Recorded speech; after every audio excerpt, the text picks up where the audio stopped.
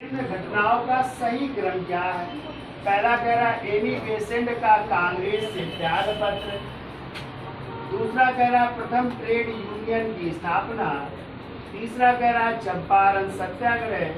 चौथा कह रहा है रॉलेट सत्याग्रह। ठीक है, आंसर है 3 2 4 1, 3 4 2 1, 3 2 1 4 और 3 1 2 4। ठीक है, तो चलिए चर्चा कर लेते हैं, विस्तृत व्याख्या कर लेते हैं। तो पहला एनी बेसेंट का कांग्रेस से त्याग पत्र। तो आपको हमने बताया कि एनी बेसेंट जो है कांग्रेस में कब शामिल हुई थी? 1914 में। कब शामिल हुई थी?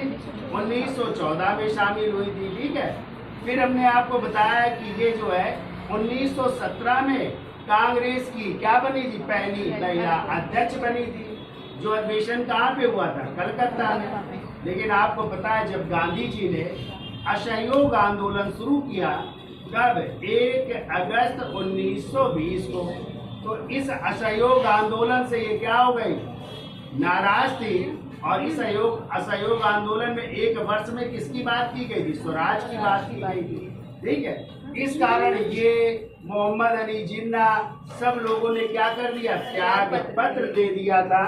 तो वो घटना है 1920 की। यानी कब कांग्रेस से त्याग पत्र दे दिया? 1920 में कांग्रेस से त्याग पत्र दे दिया। ठीक है, फिर इसके बाद कह रहा है प्रथम ट्रेड यूनियन की स्थापना। तो आपसे क्वेश्चन आता है कि भारत का पहला मजदूर संघ कौन सा है? तो भारत का पहला मजदूर संघ है जिसका नाम है मद्रास मजदूर संघ या मद्रास श्रमिक संघ।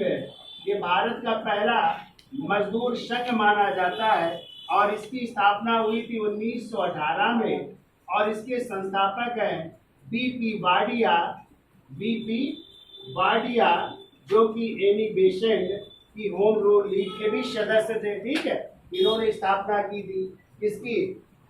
मद्रास मजदूर संघ की। और ये भारत का पहला मजदूर संगठन माना जाता है। ठीक है, फिर कह रहा है चंपारण सत्याग्रह। इसमें तो सबको पता है चंपारण सत्याग्रह कब शुरू हुआ था? 1917 में, जब वहां के व्यक्ति राजकुमार शुक्ल ने गांधी जी को आमंत्रित किया था। क्लियर? फिर कह रहा है रॉलेट सत्याग्रह।